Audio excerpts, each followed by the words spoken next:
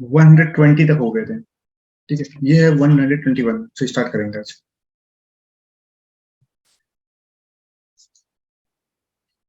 पहला लिखा है, which of the following statement is true.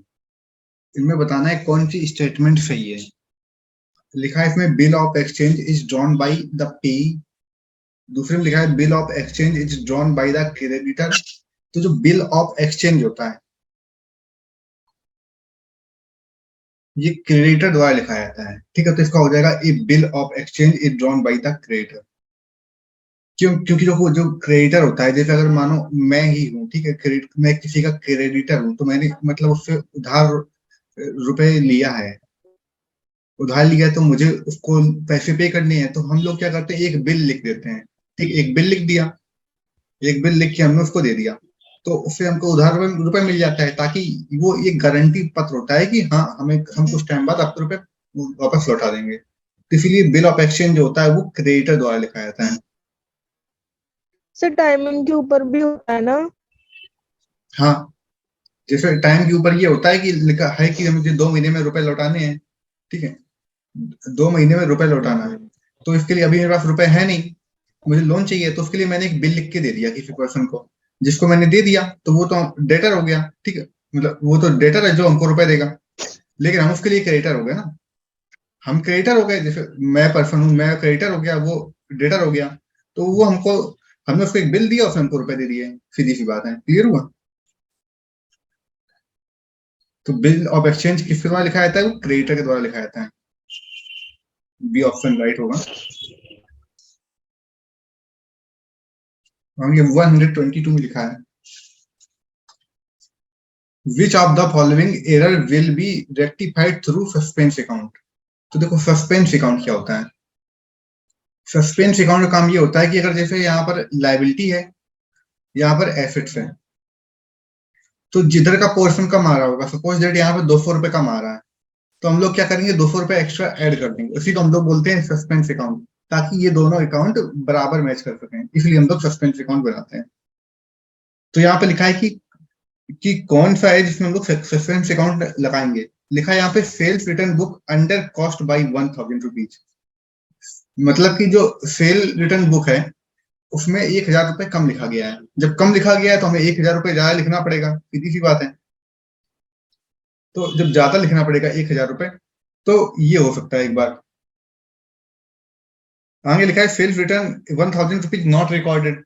तो जो चीज रिकॉर्ड ही नहीं की गई है, तो उससे हमें क्या मतलब है? आगे लिखा था, sales return 1000 rupees recorded as 100 rupees. 100 रुपए की जगह हमने 100 रिकॉर्ड कर दिया। तो ये सब रेक्टिफाई नहीं करना है हमको, सिर्फ ये सस्पेंस का मतलब होता है मैच करना। ठीक है, मैचिंग बराबर लगाना। तो मैच तो तभी होगा जब ये सेल्फ रिटर्न में 1000 रुपए कम है, तो हमने 1000 रुपए बढ़ा दिया, तो फिर मैच हुआ। इसलिए हमारा ये आंसर राइट हो जाएगा। आगे क्वेश्चन में लिखा है कि on the board of director of joint stock company is elected by. जो बोर्ड ऑफ डायरेक्टर होते हैं ज्वाइंट ऑफ स्टॉक कंपनी के, वो कैसे इलेक्ट होते हैं? तो वो इलेक्ट होते हैं हमारे शेयर होल्डर के द्वारा, जो बोर्ड ऑफ डायरेक्टर होते हैं।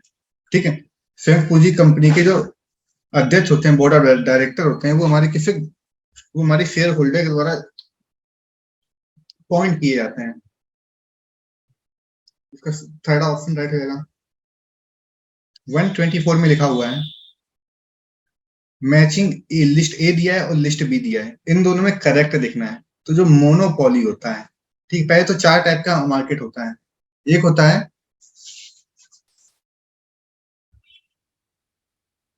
परफेक्ट कंपटीशन होता है,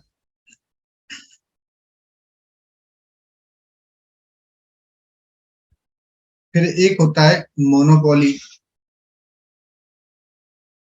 फिर एक होता है मोनोपोलिस्टिक, एक होता है ओलिगोपोली। जो परफेक्ट कंपटीशन होता है, ये प्राइस टेकर होता है। इसका मतलब है ये प्राइस डिसाइड नहीं करता है। ठीक है, ये प्राइस डिसाइड नहीं करता है, जो मार्केट में चल रहा होता है प्राइस, उसी को ये लेके चलता है। इसमें एंट्री और एग्जिट होना बड़ा आसान होता है। जो मोनोपोली होता है, मोनोपोली प्राइस मेकर होता है। ये जितने चाहे उतने, क्योंकि अकेला होता है मार्केट में, तो चीज को महंगा भी कर सकता है, सस्ता भी कर सकता है, ये इसके ऊपर डिपेंड करता है। अब जो ओलिगोपॉली होती है, ठीक है, तो ओलिगोपॉली की बात करें तो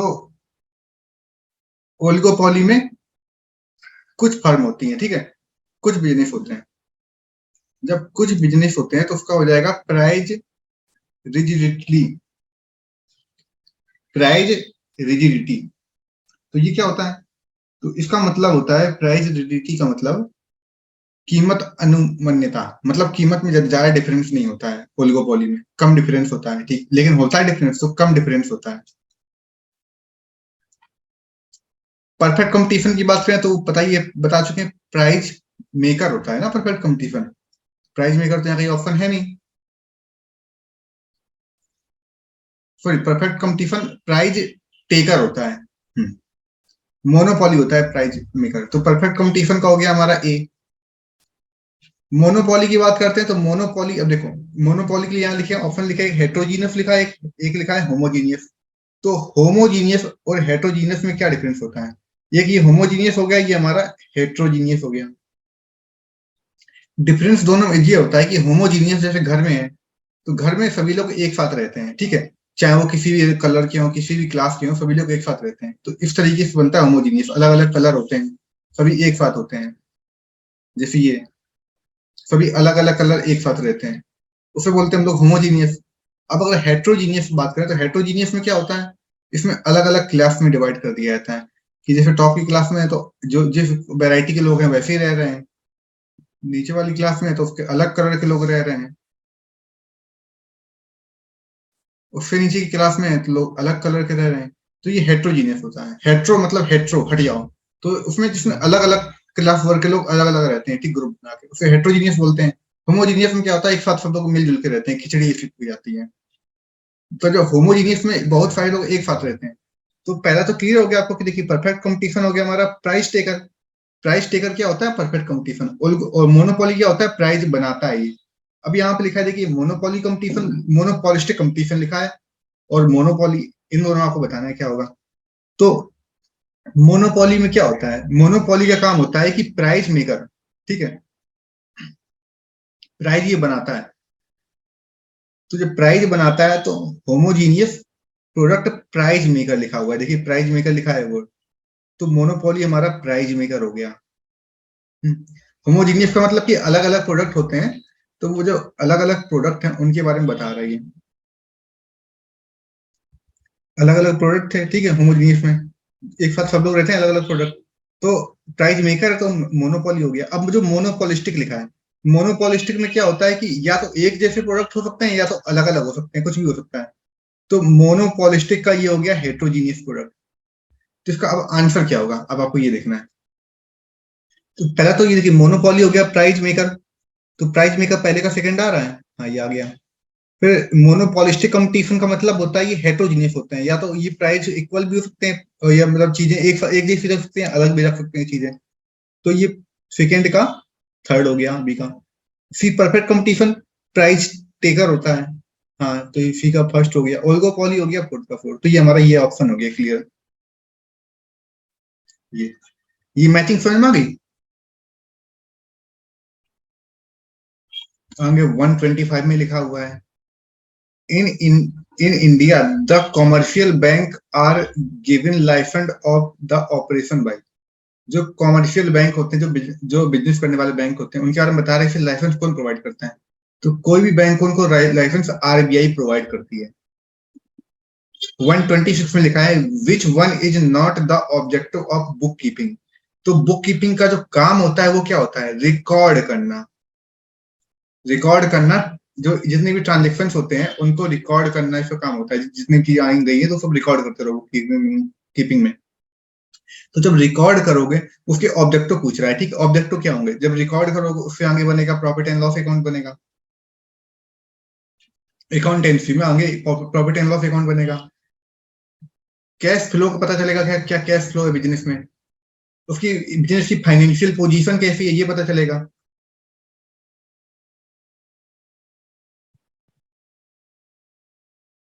ये सारी चीजें पता चल जाएंगी। तो बुक कीपिंग के ये सभी ऑब्जेक्टिव हो जाएंगे। तो क्वेश्चन था यहाँ पर कि which one is not the objective of book keeping. तो बुक कीपिंग में प्रॉफिट एंड लॉस उससे बनता है। हाँ, तो फिर क्या किया था, बुक कीपिंग के ऑब्जेक्टिव में आता है फाइनेंशियल पोजीशन पता चलती है क्या है बिजनेस की, कैश पोजीशन क्या है पता चलता है। तो क्या नहीं है, to know the number of workers, number, क्योंकि इसमें ट्रांजेक्शन रिकॉर्ड करते हैं, ये नहीं रिकॉर्ड करते कि वर्कर के नंबर्स कितने हैं, कि वर्कर कितने यहाँ पर काम कर रहे हैं, कितने वर्कर वर्क कर रहे हैं, उनके नंबर के बारे में नहीं पता करता ये। ठीक है, ये चीज रिकॉर्ड नहीं करता है, सिर्फ ट्रांजेक्शन रिकॉर्ड करता है, इसलिए ये इसकी प्रॉपर्टी नहीं है। इतने में किसी कोई डाउट है? No sir. 127 में लिखा है a measure of the responsiveness of quantity demand to change in the price of a related goods is known as. कह रहा है कि इसमें आपको बताना है, 127 में लिखा है कि measurement of the responsiveness of quantity demand to change in the price of related goods is known as. तो इसका मतलब है जो प्राइस है, प्राइस के चेंज होने से, जो प्राइस हमारा चेंज हो रहा है, डिमांड पर क्या फर्क पड़ेगा उसके बारे में पूछ रहा है। कि किससे रिलेट करता है कि प्राइस के चेंज होने से डिमांड पर जो फर्क पड़ रहा है उसे हम लोग क्या बोलते हैं, उसे हम लोग बोलते हैं क्रॉस इलास्टिसिटी ऑफ डिमांड। क्यों? क्योंकि क्रॉस इलास्टिसिटी ऑफ डिमांड के अंदर आता है हमारा सब्स्टिट्यूशन गुड्स आता है और कंप्लीमेंट्री गुड्स आते हैं, ये दोनों गुड्स आते हैं। सब्स्टिट्यूशन गुड्स होते हैं जैसे टी और कॉफी हो गया, कि टी की अगर प्राइस बढ़े तो कॉफी की डिमांड अपने आप बढ़ जाएगी। ठीक है, और कंप्लीमेंट्री गुड्स होते हैं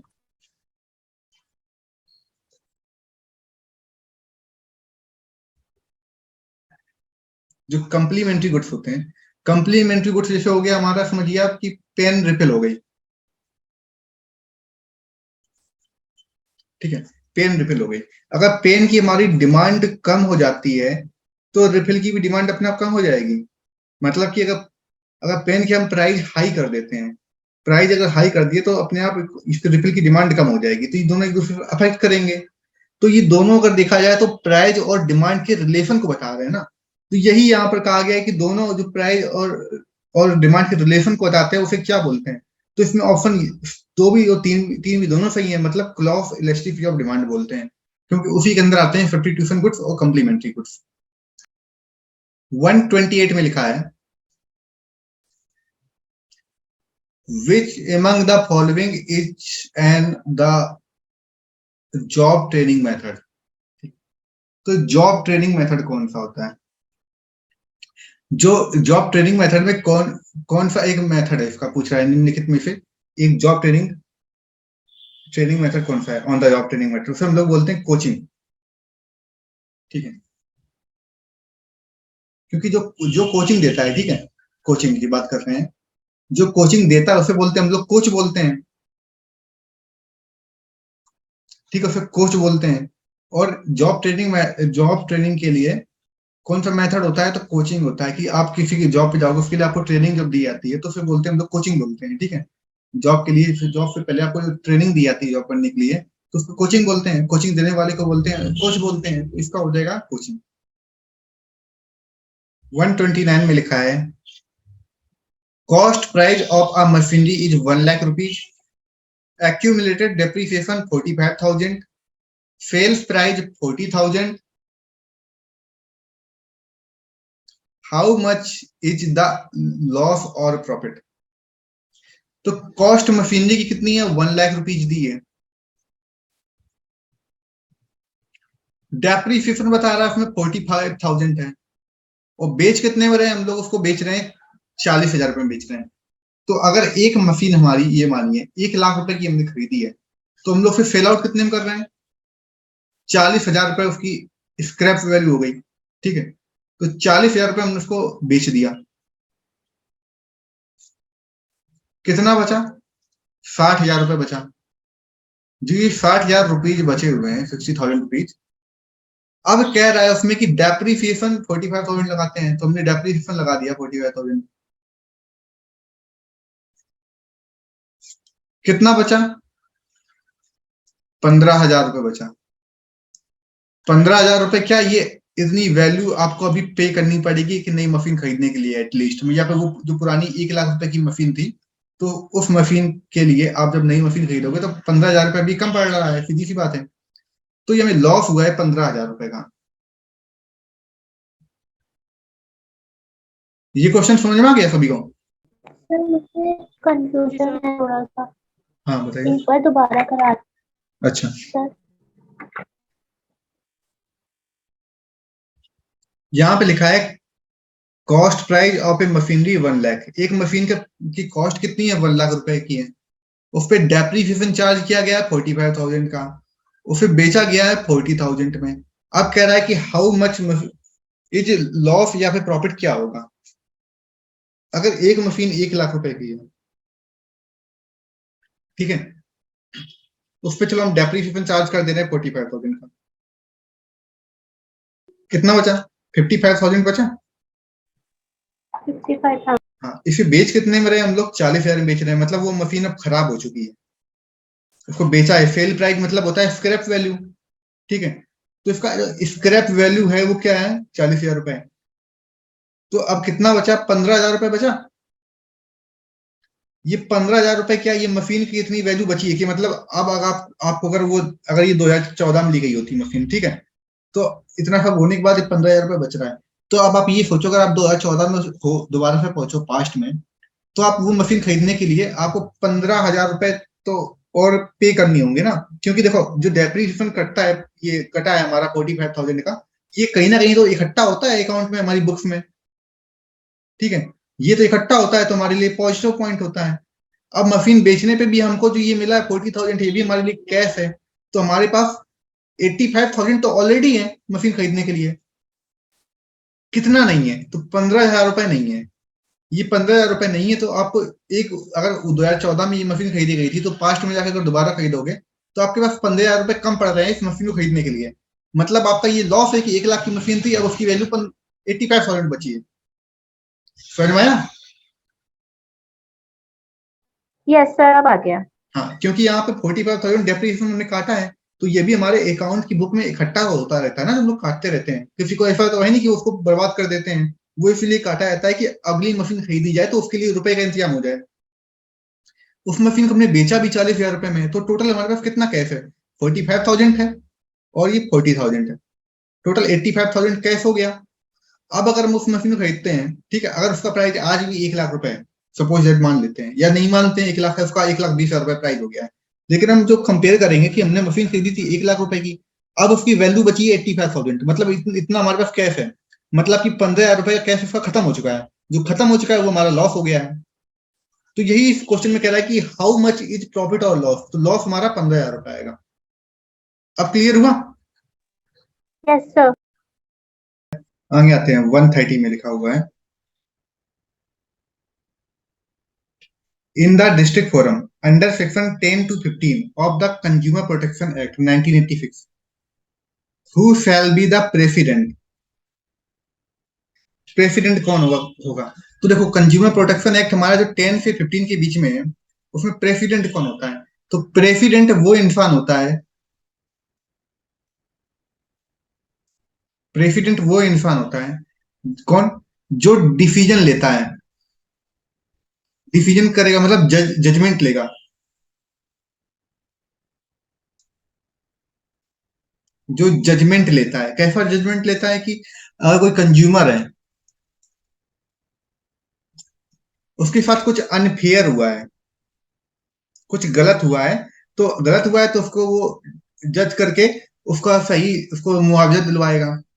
अगर तो इसलिए वो बनाया जाता है कंज्यूमर फोरम, ताकि कोई कोई बिजनेस या कोई कंपनी वाला किसी कंज्यूमर पे अत्याचार ना कर सके।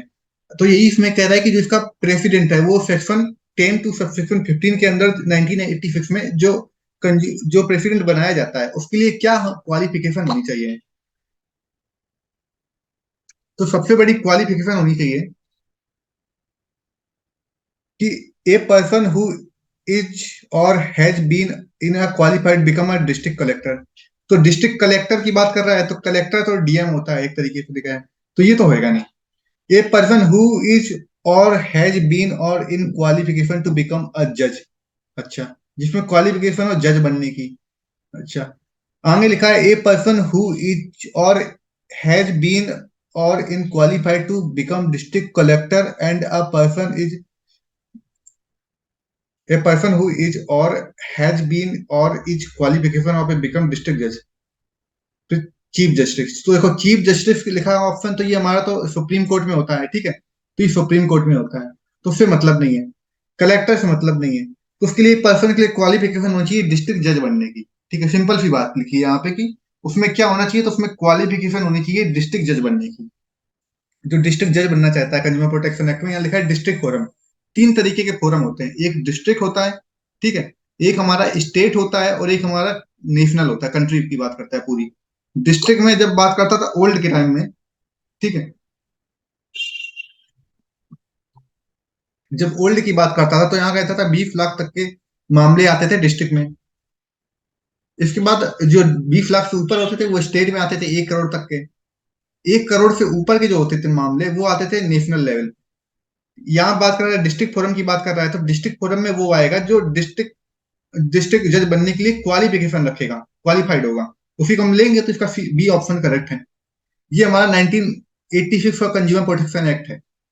अब जो नया कंज्यूमर प्रोटेक्शन एक्ट आया है उसके अनुसार डिस्ट्रिक्ट, स्टेट और नेशनल तीन कैटेगरी इसमें भी हैं। जो डिस्ट्रिक्ट है उसमें 1 करोड़ कर दिया गया है, स्टेट में 1 करोड़ से लेके 10 करोड़ तक कर दिया गया है,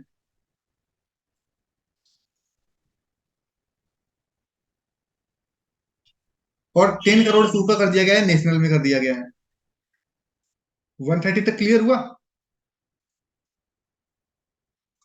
131, तो यहाँ पे लिखा है 131 है, which of the following does not characterise business activity. कौन सा है जो बिजनेस एक्टिविटी के बारे में बताया गया है कि इसमें जो बिजनेस एक्टिविटी का कौन सा करेक्टर नहीं है। तो बिजनेस एक्टिविटी में लिखा है production of goods and service, तो ये बिजनेस एक्टिविटी का करेक्टर है। प्रेजेंस ऑफ रिस्क, बिजनेस में रिस्क होता है। सेल्स और exchange of goods and service, ये भी सही है। सैलरी और वेजेस जो लिखा है इसमें, सैलरी और वेजेस ये बिजनेस के करेक्टर नहीं है, ठीक, बिजनेस एक्टिविटी के। ये तो उसमें जब बिजनेस होता है तो उसमें पे किया जाता है वर्कर को, वेजेस किया जाता है, और एम्प्लॉय को सैलरी पे की जाती है, तो ये करेक्टर नहीं है।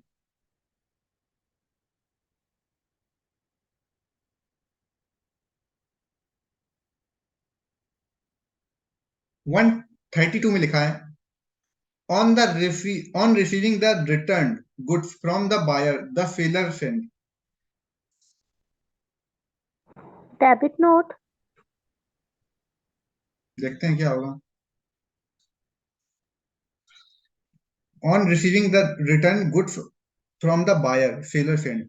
अगर बायर है, ठीक है, बायर ने कुछ सेंड किया है, जो उसने परचेज किया था उसको सेल उसको सेंड कर रहा है, ठीक है, मतलब परचेज रिटर्न कर रहा है बायर।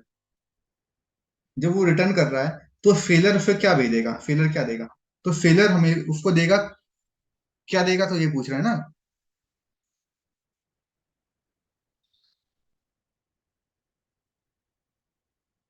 क्रेडिट नोट देगा, क्योंकि क्रेडिट नोट का मतलब है कि हाँ, हमने वापस अपने अकाउंट में गुड्स को क्रेडिट कर लिया है, आपको ये नोट दे रहे हैं, ये काम होता है क्रेडिट नोट का।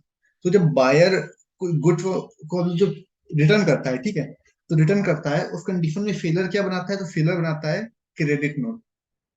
तो बायर के अकाउंट से वो चीज कम हो गई है, तो जब बायर के अकाउंट से कम हुई है तो वो क्या बनाएगा, debit note. Buyer make debit note and seller make credit credit note. Note. Clear हुआ। Yes sir. क्योंकि देखो, जब अगर बायर सामान को रिटर्न कर रहा है उस कंडीशन में क्या होगा, जब बायर सामान को रिटर्न करेगा तो वो उसके अकाउंट से वो सामान तो डेबिट हो जाएगा, कम हो जाएगा, तो वो डेबिट नोट बना देगा। सेलर को वापस दे रहा है तो उसके अकाउंट में क्रेडिट होगा ना, तो इसलिए सेलर क्रेडिट नोट बनाता है। 133 में लिखा है when preparing a bank reconciliation statement, if your if you start with an overdraft as per passbook, बता रहा है कि पासबुक में आपके ओवरड्रॉप है। तो ओवरड्रॉप अगर पासबुक में है तो इसका मतलब है आपने, आपके पास 100 रुपए था, आपने 110 रुपए निकाल लिया है, आपका माइनस में बैलेंस है, ठीक है। Then cheque deposit but not clear, आपने चेक डिपॉजिट कर दी है, ठीक है। मतलब जो आपकी कैश बुक है, कैश बुक में तो आपने जब चेक आप डिपॉजिट करोगे तो आपने उसको ऐड कर दिया होगा उस अमाउंट को, जो अगर मानो एक 1,000 की चेक है उसको आपने ऐड कर दिया होगा कि आप मुझे बैंक से मिल जाएगा। लेकिन बैंक में पहले से ओवरड्राफ्ट है, आप हद से ज्यादा रुपए निकाल चुके हो, तो यहाँ पे आपको ये चेक काम नहीं करेगी। जब काम नहीं करेगी चेक, तो आपको दोबारा से क्या करना होगा, कैश बुक में 1,000 रुपीज माइनस करना होगा। तो वही लिखा है इसमें कि अगर एक बैंक रिकन्सिलिएशन स्टेटमेंट जब बना रहे हैं, उस कंडीशन में पासबुक जाए, पासबुक में ओवरड्रॉप है, मतलब कि पासबुक का बैलेंस माइनस में दिखा रहा है, आपने 8,000 रुपए उससे निकाल लिया है, तो आप उसमें चेक लगाओगे कोई फायदा ही नहीं है। देन तब आपने चेक डिपॉजिट की, चेक आप डिपॉजिट कर रहे हो तो वो तो कैंसिल, वो एक तरीके से देखा जाए तो उसका कुछ काम ही नहीं है, क्योंकि वो यूजलेस चेक हो जाएगी, आप निकालोगे उससे कुछ रुपया ही नहीं निकलेगा। तो आपने कैश बुक में तो पहले से पॉजिटिव कर दिया था कि 1,000 रुपए की चेक थी, लेकिन अब आपको 1,000 रुपये माइनस करना पड़ेगा ना। तो ऐसी कंडीशन में क्या होगा, तो ऐसी कंडीशन में होगा क्या, यही पूछ रहा है क्वेश्चन में। तो ऐसी कंडीशन हम लोग इसको माइनस करेंगे, किसको करेंगे, कैश बुक में माइनस कर देंगे। क्लियर हो गया? इस क्वेश्चन में कोई डाउट है? No sir. 134 में लिखा है contingency approach to leadership was given by, तो जो लीडरशिप अप्रोच है वो किसने दी है, contingency approach to the leadership. तो इसमें बताना है ये किसने दिया है लीडरशिप के बारे में, तो ये बताया हमारा फैटलर ने। इसे हम लोग बोलते हैं आकस्मिक संबंधी विचारधारा। आकस्मिक मतलब जो अचानक से आ जाए, ठीक, अचानक से आ जाए, तो अचानक से आ गया तो उसे हम लोग बोलेंगे फेडलर। मतलब कोई चीज अचानक से आया ना तो फीड हो गया ना, तो इसी हो जाएगा इसका फीडलर। कंटिजेंसी अप्रोच दिया है हमारा फीडलर ने। 135 की बात करें तो यहाँ पे लिखा है which of the following is not a principle of management given by Taylor. तो जो टेलर ने मैनेजमेंट के प्रिंसिपल दिए हैं, इसमें पहला था science is not a thumb, ठीक है, science is not a rule of thumb, तो ये तो बिल्कुल सही है। फंक्शनल फोरमैनशिप जिसमें 4 क्लर्क होते हैं, ठीक है, और 4 हमारे क्या होते हैं, बताइए, 4 क्लर्क हो गए और 4 क्या होते हैं, तो मैनेजर होते हैं। आगे लिखा है मैक्सिमम नॉट रिस्ट्रिक्टेड आउटपुट, फिर आगे लिखा है हार्मनी नॉट डिस्कार्ड। देखिए ए और बी तो क्लियर है, हार्मनी नॉट डिस्कार्ड की बात करें तो हार्मनी नॉट डिस्कार्ड ये भी इसका है, टेलर का प्रिंसिपल है। बचा कौन सा, मैक्सिमम नॉट रिस्ट्रिक्टेड आउटपुट, ये हमारा टेलर का प्रिंसिपल नहीं है। 135 का थर्ड हो जाएगा। 136 में लिखा है which of the following item is not shown under the heading reserve and surplus.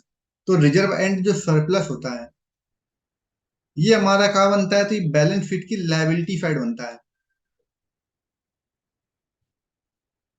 तो लायबिलिटी साइड कैपिटल रिजर्व में, ठीक है, बिल्कुल सही, कैपिटल रिजर्व आता है। प्रोविजन फॉर बैड डेब्ट हमारा सर थोड़ा ये देख, नहीं आता। आगे देखिए जनरल रिजर्व भी हमारा यहाँ पे आता है।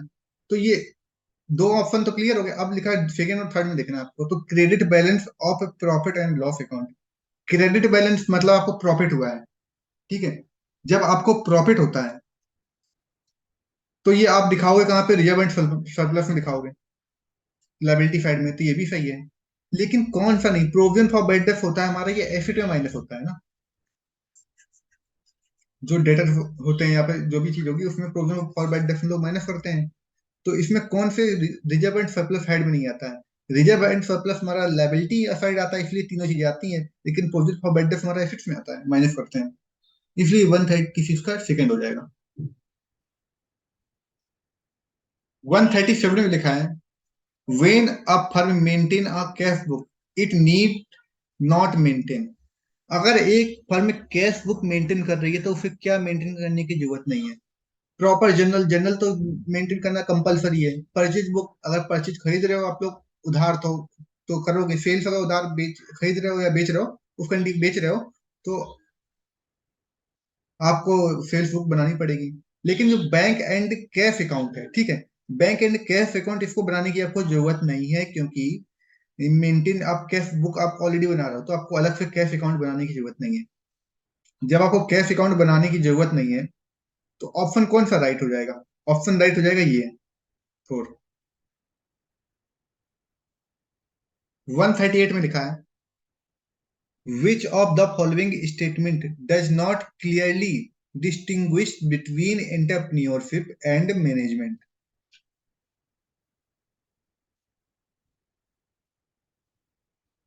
इसमें बोल रहा है कि जो एंटरप्रेन्योर है, ठीक है, और जो एंटरप्रेन्योर और जो मैनेजर है, इन दोनों में मैनेजमेंट, एंटरप्रेन्योर और मैनेजमेंट की बात कर रहा है। मैनेजमेंट में आता है मैनेजर, तो एंटरप्रेन्योर और मैनेजर में क्या डिफरेंस होता है उसके बारे में ये क्वेश्चन पूछ रहा है। तो देखिए, पहले तो याद रखिए, आपकी जो एंटरप्रेन्योर होता है,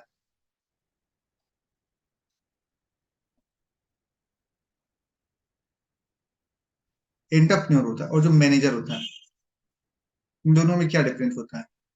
मैनेजर सैलरी लेता है, एंटरप्रेन्योर होता है वो प्रॉफिट एंड लॉस लेता है। एंटरप्रेन्योर हमारा बिजनेस स्टार्ट करता है, मैनेजर उसको रन करता है। तो यहाँ लिखा है entrepreneur found the business, manager operated, तो यही लिखा है। देखिए, फाउंड मतलब स्टार्ट किसने किया? एंटरप्रेन्योर ने। रन किसको कर रहा है? मैनेजर कर रहा है। तो ये ऑप्शन बिल्कुल सही है। आगे लिखा है entrepreneurs are the owners of the business. Entrepreneur इसका ओनर होगा तभी तो प्रॉफिट एंड लॉस में हिस्सा लेगा, तो ये ओनर होता है, सही है। ये सैलरी लेता है, मतलब ये इसका वर्कर होता है, एम्प्लॉय होता है, तो ये भी सही है। Entrepreneur are the owner of the business, manager are employ, तो ये भी सही है। आगे लिखा है entrepreneur earn profit, manager earn salary. Entrepreneur earn करता है प्रॉफिट को, हाँ, प्रॉफिट को भी कर सकता है, लॉस को भी कर सकता है, सही है। मैनेजर सैलरी को करता है, ये भी सही है। आगे लिखा है entrepreneur is one for all activity, मतलब इंटरप्रेन्योर का काम बस एक बार होता है, एक बार उसने बिजनेस खोल दिया, फिर उसको कोई मतलब ही नहीं है। आगे लिखा है manager it's continuous activity, manager की तो ऑलरेडी ड्यूटी हमेशा होती है, तो इसकी तो कंटिन्यूअस होती है, ये तो बात सही है। लेकिन क्या एंटरप्रेन्योर की सिर्फ इतनी ड्यूटी होती है कि बिजनेस में रुपए लगाया, बिजनेस स्टार्ट कर दिया, उसको फिर छोड़ के चले जाओ? तो ऐसा तो है नहीं, तो ये मैच नहीं कर रहा है। तो ऐसी कंडीशन में कौन सा ऑप्शन नहीं मैच कर रहा है, तो कौन सा क्लियरली नहीं बता रहा है, ठीक है, क्लियरली नहीं बता रहा है कि एंटरप्रेन्योर है, कि सिर्फ एक बार आप रुपए लगा दो फिर बिजनेस आप देखो ना, तो बर्बाद हो ही जाएगा, आपको देखना पड़ेगा बिजनेस के ओनर हो, उसको भी चाहे मैनेजर चाहे इतना अच्छा हो। तो 138 का डी हो जाएगा। आगे देखते हैं 139। 139 में लिखा है the term opportunity cost refer to, तो अपॉर्चुनिटी कॉस्ट क्या होता है? अपॉर्चुनिटी कॉस्ट को हम लोग बोलते हैं थर्ड कॉस्ट। Role cost. मतलब कोई आप एक चीज खरीद रहे हो, मानो आपने एक चीज आपने देखी है, वो 100 रुपए की है, ठीक है, आप उसको खरीदने गए थे, लेकिन आपको कहीं पर वो चीज मिल रही है, आपको मिल रही है 90 रुपीज की, तो आप क्या लोगे? आप 90 वाला लोगे? उसी को बोलते हैं opportunity cost. Opportunity cost is variable cost, तो गलत है। शॉर्ट रन कॉस्ट, ये भी गलत है। The cost forgone is favour of product of another product. अच्छा, आगे देखते हैं, लिखा है cost related to an optimum level of production. Clear हो गया? देखो, जो कॉस्ट का काम क्या होता है, काम होता है उसका ये देखना कि कौन सा प्रोडक्ट है जिसकी कॉस्ट उसको ठीक लग रही है, तो ये हो जाएगा इसका थर्ड। 140 में लिखा है एक्स कंपनी लिमिटेड है, परचेज कर रही है एसेट, वर्थ है इसकी 28,80,000 रुपए की एसेट है। It issued debenture of 100 rupees each at a discount of 4%। देखिए 4% इंग्लिश में लिख दिया है, मतलब यहाँ 4% ऐसे लिखते हैं तो ज्यादा ठीक रहता यस सर। है। In full satisfaction of the purchase consideration, the number of debtors issued to vendor is, कह रहा है कि 30। एक, हाँ बोलिए। सर 30,000। हाँ 30,000 राइट है।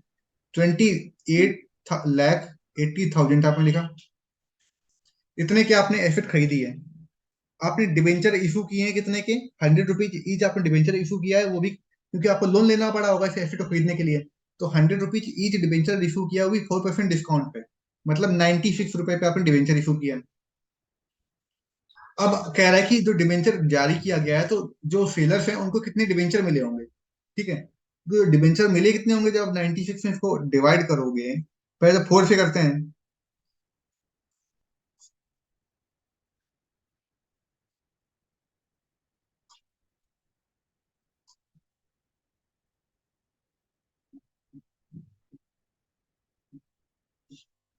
सिक्स से कर देंगे तो हमारा 30,000 आ जाएगा। यही 30,000 की जितना राइट आंसर हो जाएगा। सिंपल सा है कि एसेट हमने खरीदी है 28,80,000 रुपए की, हमें डिबेंचर इशू करना पड़ रहा है। डिबेंचर काम होता है कि लोन होता है एक तरीके का। तो आपने लोन लेके आप ले रहे हो, जनता से लोन लेकर मशीन खरीद रहे हो। तो मशीन आपने 100 रुपए ईच डिबेंचर के प्राइस थे, आपने 4% डिस्काउंट पे किया। आपको लगता था कि लोग कम खरीदेंगे, इसलिए आपने डिस्काउंट पे इशू किया। तो 96 पे आप कर रहे हो, 28 लाख रुपए की मशीन खरीदी, टोटल कितने डिबेंचर इशू किए होंगे, तो 30,000 आ जाएगा आंसर। Yes sir. 141 में लिखा हुआ है, prepaid insurance premium account in सोनेज। तो प्रीपेड है, हमारे लिए एसेट है, सीधी सी बात सेटो का। है। हाँ, अगर आउटस्टैंडिंग होता तो ये लायबिलिटी होता। एबिलिटी। प्रीपेड है इसलिए हमारा एसेट है।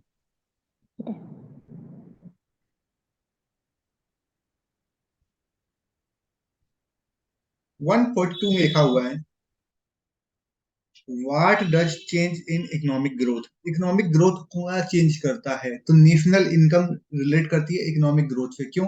नेशनल इनकम, देखो इकोनॉमिक, किसी कंट्री की आपको अगर इकोनॉमिक ग्रोथ याद करनी है तो आपको पता होना चाहिए उसकी पर कैपिटल इनकम, मतलब पर पर्सन कितना रुपए कमा रहा है, ये आपको पता होना चाहिए। तो फिर आप उस कंट्री के बारे में अच्छे से पता कर सकते हो उसकी इकोनॉमिक ग्रोथ क्या है। तो पर कैपिटल इनकम को पता चलेगी जब उसकी नेशनल इनकम पता होगी आपको, ठीक है। तो जब नेशनल इनकम पता होगी आपको, उस कंडीशन में आपको उस इकोनॉमी के क्या स्ट्रक्चर है वो पता चल जाएगा। लोगों का कैसा माइंड सेट होगा, अगर की इनकम अच्छी होगी तो लोगों का माइंड अच्छा होगा, वो महंगी चीजें प्रेफर करेंगे। तो ये दोनों चीजें इससे रिलेट कर रही है नेशनल इनकम से। तो इसका थर्ड ऑप्शन राइट हो जाएगा। अगर लोग ध्यान ना देके ऑल ऑप्शन पे क्लिक कर देंगे, सोचेंगे सही लिखा होगा, लेकिन यहाँ पर रॉन्ग लिखा है, देखिए वर्ड, इसलिए ये डी नहीं होगा। तो इसका थर्ड ऑप्शन हो जाएगा। क्लियर हुआ? Yes sir. 143 में लिखा है, which is the part of external environment. External environment का पार्ट क्या होता है? तो एक्सटर्नल इन्वायरमेंट मतलब जो कंपनी के बाहर की बात करता है। कंपनी पॉलिसी इंटरनल होती है, ठीक है। एम्प्लॉय कंपनी के अंदर होते हैं। मैनेजमेंट स्ट्रक्चर, मैनेजमेंट स्ट्रक्चर क्या होता है, कंपनी किस तरीके से चल रही है, उसका मैनेजमेंट कैसा है, तो स्ट्रक्चर वो भी एक तरीके से अंदर ही मान लो। ये डेमोग्राफी लिखा है, तो डेमोग्राफी का मतलब होता है मेल, फीमेल, एज, सेक्स, ये सब चीजें डेमोग्राफी में आती हैं, ठीक है। तो डेमोग्राफी इससे रिलेट नहीं कर रहा है, इसलिए बिजनेस का ये एक्सटर्नल इन्वायरमेंट का पार्ट नहीं मानेंगे। सॉरी, कह रहा है कि इसमें एक्सटर्नल इन्वायरमेंट का पार्ट कौन सा है, तो डेमोग्राफी एक्सटर्नल इन्वायरमेंट का पार्ट हो जाएगा। बाकी जो एम्प्लॉय कंपनी पॉलिसी और मैनेजमेंट है, ये हमारे इंटरनल इन्वायरमेंट के पार्ट आते हैं।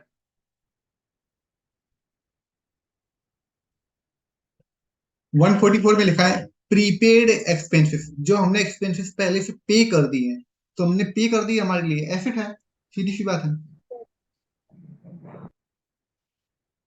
145 में लिखा हुआ है, A complaint can be made to district forum when the value of goods and service in the question। कह रहा है कि अगर कोई हम एक कंप्लेन डिस्ट्रिक्ट फोरम में कंप्लेन कर रहे हैं, उस कंडीशन में कह रहा है कि जो उसके गुड्स और सर्विस है उसकी कितनी वैल्यू हो सकती है। तो मैंने बताया था, जो ओल्ड वाला कंज्यूमर प्रोटेक्शन एक्ट था उसमें वैल्यू कितनी थी, डिस्ट्रिक्ट में 20 लाख रुपए थी वैल्यू, स्टेट में कितनी यस थी, सर। 1 करोड़। 1 करोड़ से ऊपर था हमारा नेशनल लेवल पे। तो 1 करोड़ से ऊपर हमारा नेशनल लेवल पे था जो ओल्ड कंज्यूमर प्रोटेक्शन एक्ट था। तो इसमें 20 लाख कहीं लिखा है ऑप्शन, हो जाएगा क्लियर।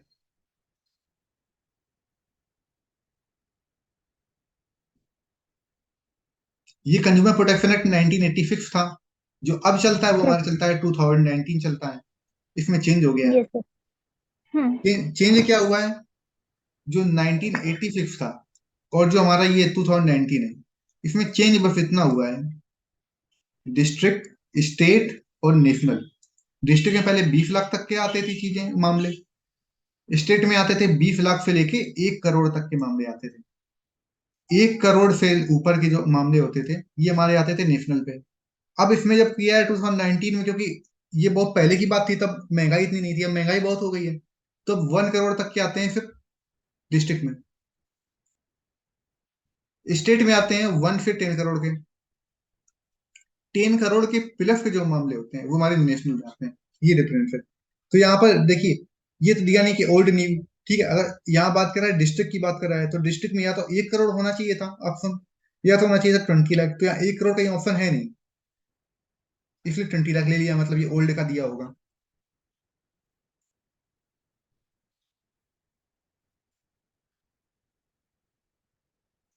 146 की बात करें, तो यहाँ लिखा है in India which of the following is prepared on the guideline of accounting standard 3। तो accounting standard 3 cash flow statement होता है। मैंने ट्रिक बताई थी, DI वैल्यू वैल्यू। कैश को ना दे, ये थी। तो DI से होता है डिस्क्लोजर ऑफ अकाउंटिंग, वैल्यू से होता है वैल्यू ऑफ इन्वेस्टमेंट या inventory, value of inventory. Cash से होता है हमारा कैश फ्लो स्टेटमेंट। CO से होता है कंटिजेंसी लायबिलिटी। NE से होता है net profit and net loss for the period. DE से होता है डेप्रिसिएशन। तो कैश फ्लो स्टेटमेंट थर्ड है, देखिए पहला, दूसरा, तीसरा, यस सर। चौथा, पांचवा और छठवां, इसलिए तो कैश फ्लो स्टेटमेंट हो जाएगा उसका आंसर। कैश फ्लो स्टेटमेंट ये है। Yes sir. हम्म।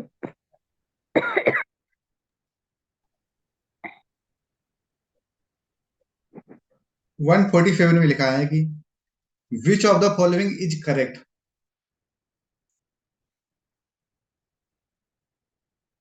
जब trading and profit and loss account बनाते हैं, यहाँ पर डेबिट आता है, यहाँ पर क्रेडिट आता है। इसका जिसको ऐड करते हैं यहाँ पे आता है नेट, ग्रॉस प्रॉफिट आता है। यहाँ पर हमारा ग्रॉस लॉस आता है। प्रॉफिट एंड लॉस नीचे बनता है, तो यहाँ पर आता है नीचे नेट प्रॉफिट आता है, यहाँ पर नेट लॉस आता है। ऐसे ही होता है यस जब sir. Trading and profit and loss account बनाते हैं। तो इसमें कह रहा है कि ऑपरेटिंग प्रॉफिट, मतलब बात कर रहा है ओपनिंग की बात कर रहा है, operating profit equal to net profit. Net profit ये minus operating expense minus operating income.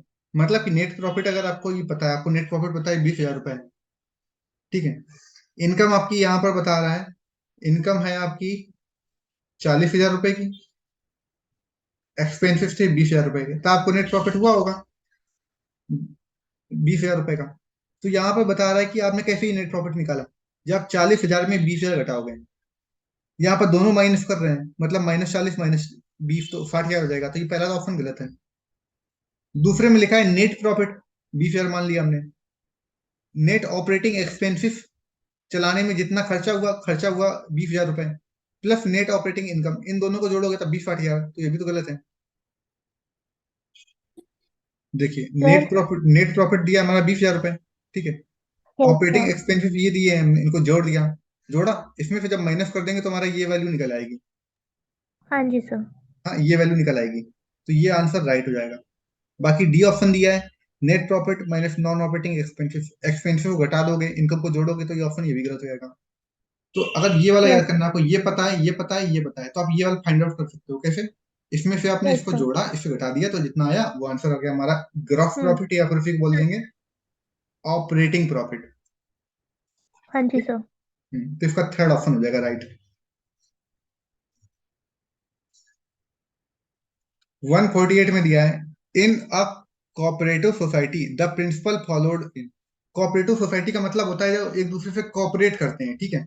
Cooperate कैसे करते हैं, कोऑपरेटिव सोसाइटी होती है जैसे अमूल का नाम सुना है, अमूल जो यस दूध सर। आता है, अमूल मिल्क। तो अमूल मिल्क जो है ना वो कोई कंपनी नहीं है, वो एक कोऑपरेटिव सोसाइटी है। उसमें कई करीबन 10-20 लाख फार्मर मिलके दूध सभी लोग जाके स्टोर करते हैं, उसको फिर ऑल ओवर इंडिया में बेचा जाता है। तो उसका जो प्रॉफिट होता है सभी को इक्वल डिस्ट्रीब्यूट किया जाता है, सारे 20 लाख लोगों को। तो इसमें क्या होता है, एक person equal to one vote होता है, one man cooperative one society vote. में। हाँ, क्योंकि ये सभी के कोऑपरेशन से चलती है इसलिए। Yes sir. 149 में लिखा है, which one is not a barrier of communication. Communication का कौन सा बैरियर नहीं है? टेक्नोलॉजी। ठीक है, तो बैरियर का मतलब होता है जो चीज उसको रोके कम्युनिकेशन को। तो टेक्नोलॉजी बैरियर, टेक्नोलॉजी बैरियर ये कोई बैरियर नहीं है। टेक्नोलॉजी बैरियर, कल्चर बैरियर ये भी नहीं बैरियर है। लैंग्वेज बैरियर ये भी नहीं बैरियर होगा। Not a barrier, sorry not लिखा है यहाँ वर्ड। तो देखो ये सारे बैरियर है। टेक्नोलॉजी अगर गड़बड़ हो जाएगी, मोबाइल फोन है उसमें सिग्नल सही नहीं आ रहा है, तो उसको कम्युनिकेशन आप सही से नहीं बोल पाओगे। आप बोलोगे हेलो हेलो, उधर से बोलेंगे हेलो हेलो, आप क्लियर आवाज आएगी नहीं। कल्चर बैरियर का मतलब होता है, एक हमारा कोरियन इंसान है, एक हमारा हो गया साउथ इंडियन है, दोनों का कल्चर एकदम अपोजिट है, तो उनको बात करने में थोड़ी दिक्कत होगी। लैंग्वेज की बात करता है, ठीक है, लैंग्वेज में क्या आता है, लैंग्वेज में एक को आती है हिंदी, एक को आती है अरबी। मान लो सपोज दैट ये हमारा अफगानिस्तान का, एक को अरबी आती है, इंडिया के पर्सन को हिंदी आती है। दोनों बात कैसे कर पाएंगे? तो ये भी बैरियर हो जाएगा। लेकिन कौन सा बैरियर नहीं, कलर डिस्क्रिमिनेशन, मतलब एक जो काला व्यक्ति है, एक ब्लैक है, एक व्हाइट पर्सन है, क्या इनमें ये कम्युनिकेशन बैरियर है कि काले गोरे हैं? ये तो कोई बैरियर नहीं है। काले गोरे हैं, बोलना होता है कम्युनिकेशन बैरियर की, बोलने में कोई रुकावट आ जाए, तो काले गोरे से क्या रुकावट आएगी? कोई रुकावट नहीं आएगी। इसलिए कौन सा बैरियर नहीं है, तो ये 4 ऑप्शन हो जाएगा। लास्ट है आज का ये क्वेश्चन। इसमें लिखा है, at the time of retirement of a partner, if goodwill appears in the balance sheet, it should be written off for this equal capital, for this capital account of all partner. कह रहा है कि retirement के time एक partner है, ठीक है, उसको उसकी गुडविल अपीयर हुई है उसकी बैलेंस शीट में, जिसको राइट ऑफ कर लिया गया है। For for this capital account of partnership are, तो पार्टनरशिप में क्या होगा? तो जब देखो किसी की आपको गुडविल दिख रही है, गुडविल दिख रही है, ठीक है, वो पार्टनर हमारा रिटायर हो रहा है। अगर रिटायर हो रहा है, उसकी गुडविल दिख रही है, तो फिर कैपिटल अकाउंट में क्रेडिट होगी, ठीक है। कैपिटल के साथ में हो सकता है बाकी जितने भी लोग होंगे उन सब में की भी अकाउंट में क्रेडिट होगी ना। तो किस रेशियो में क्रेडिट होगी? तो कैपिटल अकाउंट में तो हो रही है, लिखा कैपिटल अकाउंट, लेकिन रेशियो क्या होगा? तो रेशियो होगा उसका old profit and loss ratio, old profit and loss ratio होगा। क्योंकि एक जो पार्टनर है वो रिटायर हुआ है, उसकी गुडविल थी, तो गुडविल उसको बांटी जाएगी, बाकी पार्टनर्स के कैपिटल अकाउंट में बांट दी जाएगी, सी पार्टनर्स के। जब बांटेंगे कैसे? तो एक पर्सन था हमारा सी, ये रिटायर हुआ है, तो ए और बी और सी का जो प्रॉफिट शेयरिंग रेशियो था, मतलब जो ओल्ड रेशियो था, अब तो अब रिटायर हो गया तो बचा होगा ए बी का, इसलिए हम उसको ओल्ड कह रहे हैं, ए बी सी को। तो उसमें हम लोग डेबिट कर देंगे, क्योंकि पहले से राइट ऑफ हो चुकी है चीज। देखो राइट ऑफ हो चुकी है, यहाँ दिखा रहा है गुडविल राइट ऑफ, मतलब पहले से उसको हम लोग दे चुके हैं, तो इसको हम लोग डेबिट कर देंगे किसमें? ओल्ड प्रॉफिट शेयरिंग रेशियो में, उस पार्टनर के लिए, सी को। क्लियर हुआ ये? Yes sir. हम्म, तो इतने क्वेश्चंस क्लियर हो गए। आज के क्वेश्चंस में कोई डाउट? No sir. अच्छा, सारा क्लियर एकदम? जी सर। अच्छा ठीक है। क्वेश्चंस किए थे आपने ये? हाँ जी सर। ठीक है, वो पिक्चर भेज भेज दीजिएगा मुझे, ठीक है। आज की क्लास क्लोज करें? ठीक है सर। हाँ सर ठीक है। ठीक। Okay sir.